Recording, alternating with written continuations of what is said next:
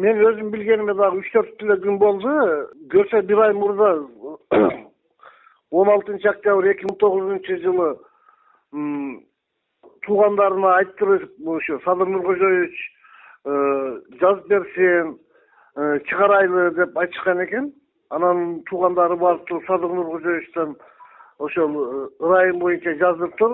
Садыр Нуркожоевич өзүнүн арызында адилетсиздикти айтмам. Adaletsizlikti ayından atam öldü, apam öldü, balam öldü. Bugün үйүмдөгүлөр туугандыктарым кыйналып атат. Ошого байланыштуу бошотуп коюңуз. Мен эч кандай кылмыш жасаган жокмун деп айтып жазыптыр. Алардын баарын ошо мен Facebook'tan өзгөртүүсүз темасын жазып чыгардым.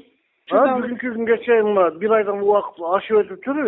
Бүгүнкү күнгө чейин карыл неме жыйынтык чыга элек да. Менин пикирим боюнча ырайым бериш керек. Анткени буга чейин президент эгер Текебаев, Жапаровдор мага ушул ырайым берүү боюнча кайрылышкан болсо, мен жардам бере алам деп айткан. Анткени бөлөк учурларды мен сотко кийлигише албайм деп. Бул жерде сотко кийлигишүү жок. Ошондуктан президент толук бериши мүмкүн деп эсептейм.